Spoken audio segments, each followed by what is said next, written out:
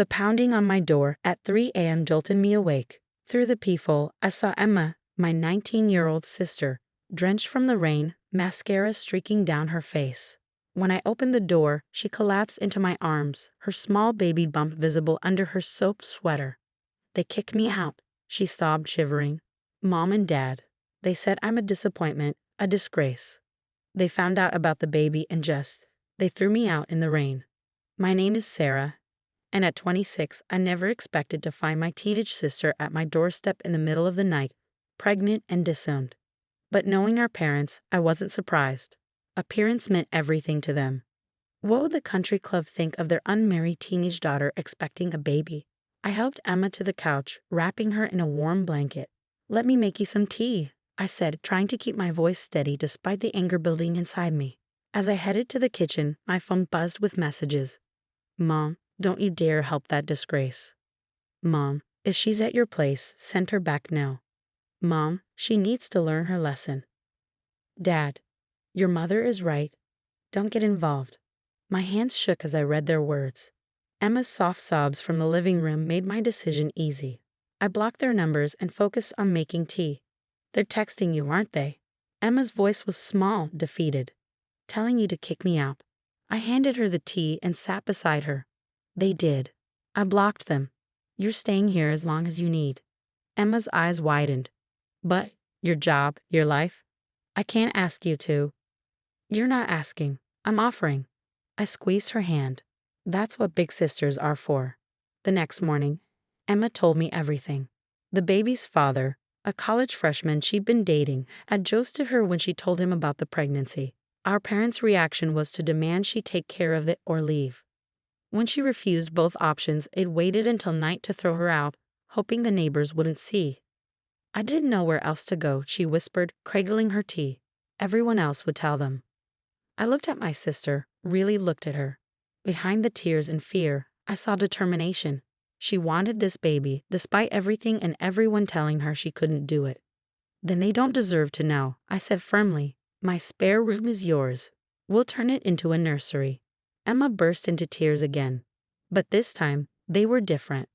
"How can you be so sure? I don't even know how to be a mom. And I don't know how to be an aunt, but we'll figure it out together." The next few days were a blur of preparations. I helped Emma enroll in online classes to finish high school, found her a part-time remote job she could do from home, and scheduled her first proper prenatal appointment. My salary as a software developer was enough to support us both, but Emma insisted on contributing what she could. The family backlash was swift and vicious. Aunts called to tell me I was enabling bad behavior.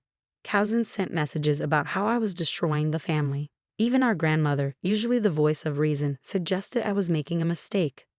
"Let her face the consequences," she said during one call. "It's the only way she'll learn."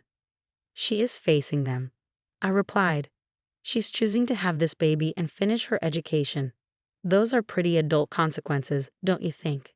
The call stopped after that, but the silence that followed was deafening.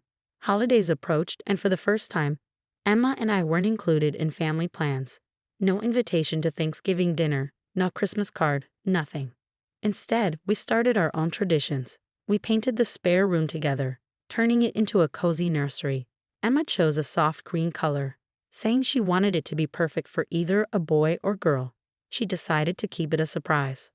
One evening, as we assembled the crib, I assembled while Emma supervised and ate pickles straight from the jar. She looked at me with tears in her eyes. "I'm sorry," she said suddenly. "For what? Eating all my pickles?"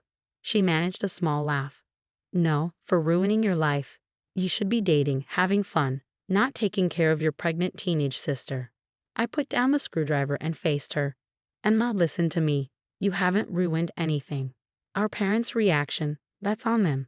Their choice to throw away their daughters instead of supporting us, that's their burden to bear, not ours." As autumn turned to winter, Emma bloomed. Despite everything, she maintained her grades, worked her part-time job, and prepared for the baby. Each small achievement was a quiet rebellion against our parents' prediction of failure. But the hardest test came one December evening when I arrived home from work to find Emma in tears, clutching her phone.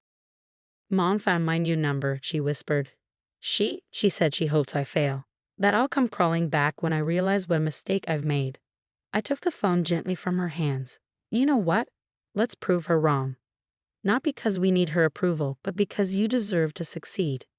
Emma wiped her eyes and nodded, one hand resting protectively on her growing bump. We will, she said, with a determination I'd never heard before.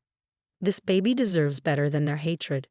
That night, as snow fell outside our warm apartment, I realized something profound. Sometimes family isn't about blood or obligation.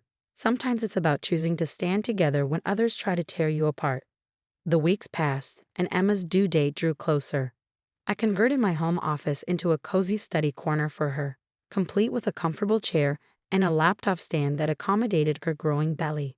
She was excelling in her online classes, maintaining a 4.0 GPA despite everything. One morning, while making breakfast, I overheard her talking to her unborn baby. Your Aunt Sarah is the best person in the world, she was saying softly. She saved us both, you know. And she's going to spoil you rotten. I pretended not to hear, but my heart swelled. The moment was interrupted by a knock at the door. Through the peephole, I saw our mother standing there, perfectly coiffed as always. I know you're in there, she called out. The neighbors told me they've seen Emma. We need to talk. Emma appeared behind me, panic in her eyes. I squeezed her hand reassuringly. Go to your room, I whispered. You don't need this stress. Once Emma was safely out of sight, I opened the door, but kept the security chain in place. What do you want, Mom? She tried to peer past me into the apartment. People are talking, Sarah. Do you have any idea how embarrassing this is? The Hendersons saw Emma at the grocery store yesterday. She looks like she's ready to pop. She's 7 months pregnant, Mom, not dying of shame like you seem to be. Don't be dramatic. We can still fix this. I've spoken to a private adoption agency. Stop right there. I cut her off. Emma is keeping her baby. She's finishing school, she has a job, and she's doing amazingly well without your help. Mom's face hardened. She's ruining her life, and you're enabling it. When that baby comes, you'll both realize what a mistake this was. The only mistake was expecting you to act like a mother. Goodbye, Mom. I closed the door on her protests, my hands shaking. When I turned around, Emma was standing in the hallway, tears streaming down her face. Did you mean that? She asked. About me doing amazingly well? I pulled her into a hug. Every word, you're the strongest person I know. That evening, Emma went into premature labor. The doctors managed to stop it, but she was put on strict bed rest for the remaining 2 months. I took some time off work to help her, working remotely when possible. During one of her checkups, we ran into Dad at the hospital. He was there for a routine physical and froze when he saw us in the waiting room. Emma instinctively grabbed my hand but held her head high. Dad looked old, I realized. Tired. His eyes lingered on Emma's belly before he turned away without a word. Are you okay? I asked Emma after he left. She nodded, rubbing her bump. You know what's funny? I used to be so scared of disappointing them. Now I realize they're the ones who should be disappointed in themselves. The next few weeks were a blur of preparations. I caught Emma making lists late at night. Baby names, study schedules, budget plans. She was determined to prove everyone wrong. I've decided on a name, she told me one evening. If it's a girl, I want to name her Sarah. Emma, no. Yes, she insisted. You gave me a future when our parents tried to take it away. I want my daughter, if it's a girl, to know that story. Before I could argue, she grabbed her stomach, eyes wide. The baby's coming, she whispered.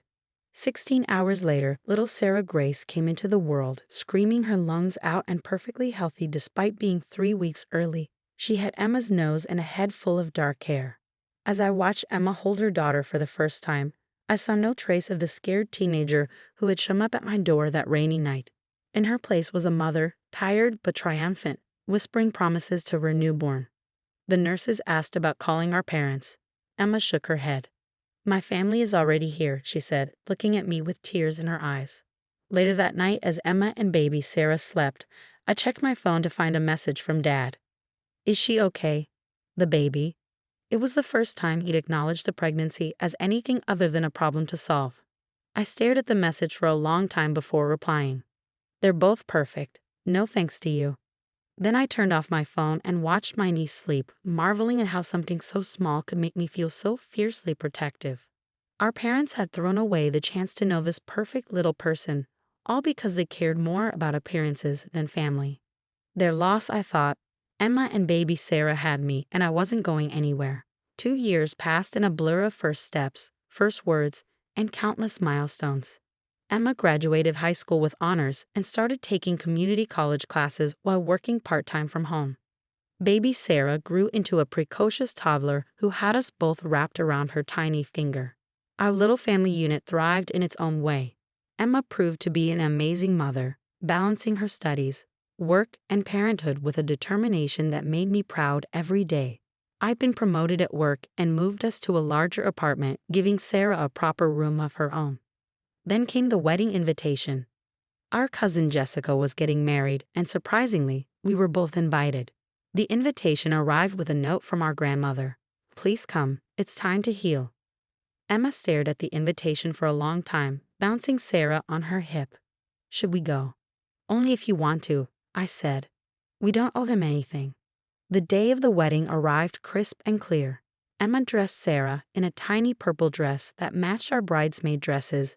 Jessica had insisted on including us in the wedding party despite our parents' protests. As we walked into the church, Sarah holding both our hands and giggling, the family's reaction was immediate. Conversations stopped. Heads turned. Our mother, impeccable in her designer dress, froze mid-conversation. But it was Sarah who broke the ice. She spotted our grandmother and ran to her, arms outstretched. "Great-grandma," she squealed, remembering her from the photos Emma had shown her. Grandmother scooped her up, tears in her eyes. "Oh my," she whispered, looking at Emma. "She's perfect." The ceremony went smoothly, though I noticed our parents sitting stiffly in the front row, deliberately not looking our way. At the reception, Emma surprised everyone by giving a touching speech about family and second chances, her voice never wavering. "Sometimes," she said, looking directly at our parents, "the family you choose is stronger than the family you're born into. But there's always room for both, if people are willing to try." Later, as Sarah charmed everyone on the dance floor with her toddler moves, our father approached Emma. "She looks like you did at that age," he said quietly. Emma picked up Sarah, who was starting to get sleepy. "Would you like to hold her?" The moment hung between them like a bridge waiting to be crossed. Slowly, Dad reached out, and Sarah went to him without hesitation. "Hi, Grandpa," she said sleepily, laying her head on his shoulder. I watched my father's face crumple, years of pride and stubbornness washing away in an instant. Mom stood frozen across the room watching. "I'm sorry," Dad choked out. "We were so wrong, Emma, so terribly wrong." Emma touched his arm gently. "I know, but Sarah doesn't. She doesn't know about the pain or the rejection. She just knows love. Maybe we can start there." That night marked a turning point. It wasn't perfect. Years of hurt don't disappear in one evening. But it was a start. Over the next few months, our parents began making tentative steps toward reconciliation. First, it was just cards and photos. Then came careful visits, always under my watchful eye. Mom brought Sarah a teddy bear one day, her hands shaking as she handed it over. "I've missed so much," she whispered. "You have," Emma agreed. "But Sarah has a lot of love to give, if you're ready to receive it." One evening, as we watched Sarah play with both our parents in the living room, Emma turned to me. "Thank you," she said softly. "For what?" "For giving me the strength to do this on my terms. For showing me that standing up for yourself doesn't mean closing your heart forever." I hugged her tightly. "You did all the hard work. I just provided the couch that rainy night." "You provided so much more than that," she smiled. "You showed me what real family means." Looking at our parents playing with Sarah, seeing the joy on their faces, I realized something profound. Sometimes the hardest choices lead to the most beautiful outcomes. Emma's courage in choosing her baby, my decision to stand by her. These choices had not only created our own little family, but had eventually helped heal our larger one. Sarah ran over to us, her eyes bright. "Mommy, Auntie Sarah, look what Grandpa taught me."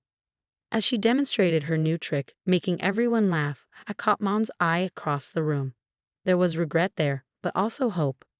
We had all learned valuable lessons about love, forgiveness, and the true meaning of family. Emma squeezed my hand. "We did it," she whispered. Yes, we had. Through midnight tears and morning triumphs, through first steps and gradual healing, We had created something beautiful from something broken. And in the end, love had won, not because we forgot the past, but because we chose to build a better future.